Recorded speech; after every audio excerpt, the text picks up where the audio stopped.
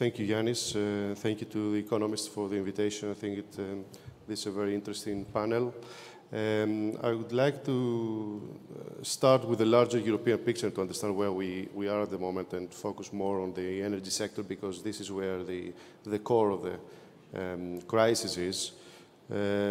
I think that the EU, for a very long period of time, the way it has handled its presence in the geopolitical arena, it has created many deficiencies in the lack of common foreign policy, the lack of common defense policy, but also on the economic level.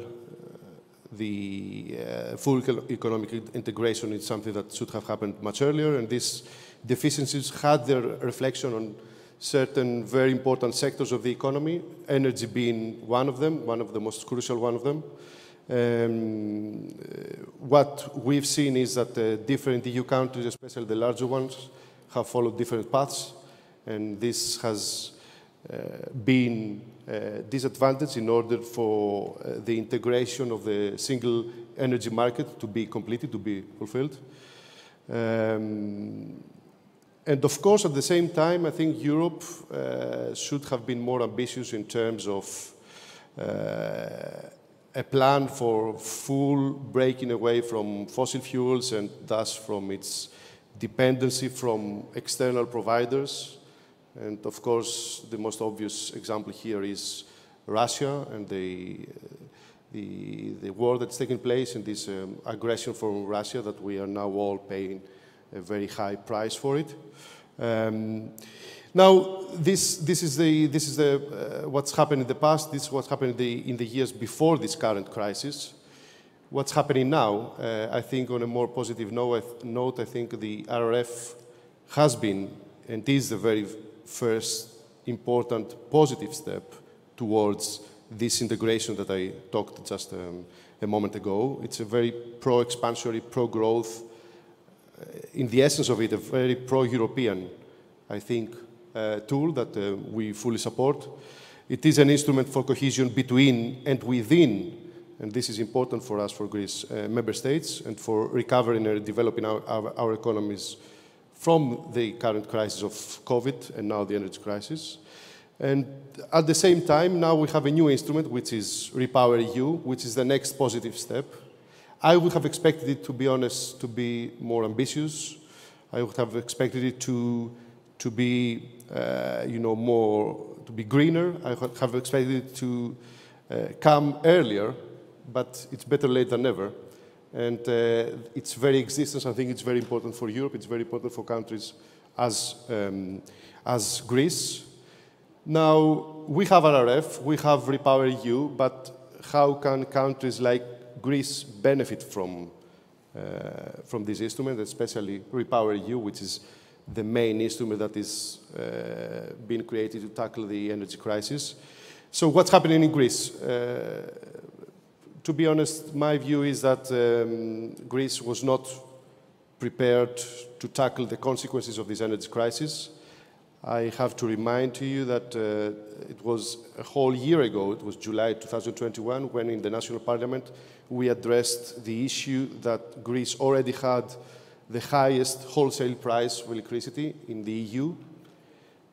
From the government back then, the response was that this crisis was a mere bump in the road to high growth.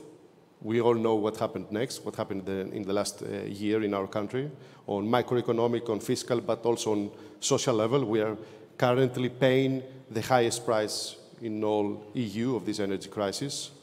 So, given the situation, let's look a bit more specifically in a couple of minutes. Yanis, I will try to be very brief, on how we can benefit from REPowerEU, this new instrument, which I think is very, very important. What are the main priorities of this instrument? 4 main topics, 4 main areas that have been identified by the Commission. Energy efficiency first. Energy efficiency is very important for Greece, but at the same time, I have to say, how can Greece follow the European strategy on energy efficiency when all the relevant projects have been frozen. I have to remind you that Economist 2020 has only paid 15% of its beneficiary. Economist 2021 and 2022 do not even exist yet. And at the same time, the ambitious program Electra for public and municipal buildings, energy efficiency, which was created by the previous government, has been completely abandoned by the current government. So energy efficiency is a very important sector, but I think we are very much lagging behind the needs of the current crisis. Second, very important priority for REPowerEU is diversification of supplies and energy sources. On European level, and I have to be very clear on this, diversification cannot be materialized only through natural gas, of course.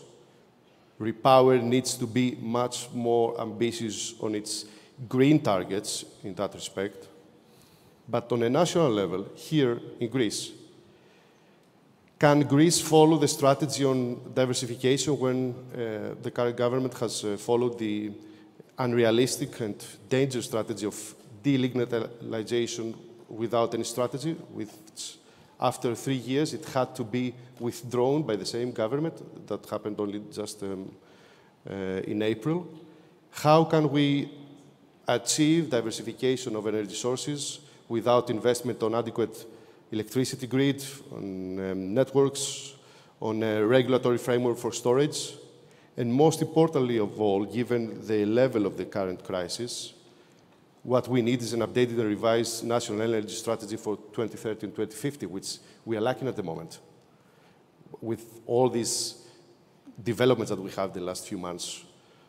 So we are very skeptical about this priority of REPowerEU, the way the current government is handling it as well. Third is the acceleration of the rollout of renewables, which I personally think is the most important probably of all. We need to go into a greener economy. We need to stop our dependence on fossil fuels and, of course, on external providers of fossil fuels. But how can we achieve a massive scaling up and speeding up of renewables, as REPowerEU is suggesting, is promoting, without a legislative framework for spatial planning and sustainable development for renewables? This was introduced by the previous government in spring 2019, but it hasn't been completed in the last 3 years.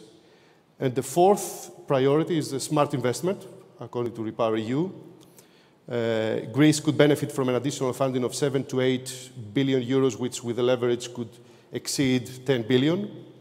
But the list of projects that will be funded by this additional funding has not been published yet. What we are reading on the papers is that 7 out of the 15 projects proposed by Greece, by the Greek government, are natural gas projects.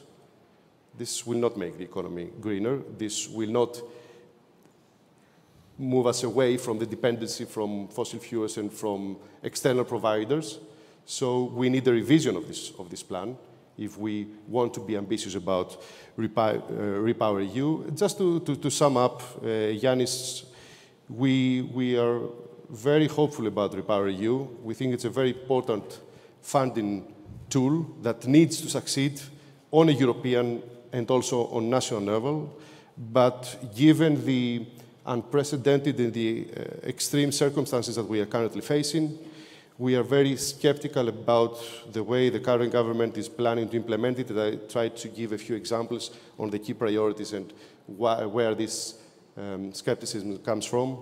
We need to serve the current needs for the transformation of the Greek economy. We cannot afford to have another round of business as usual funding exploitation. This is a very crucial moment for the Greek economy.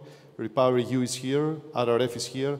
We need to make the most of it and not just use it as we used such tools in the past. This is, for us, very important.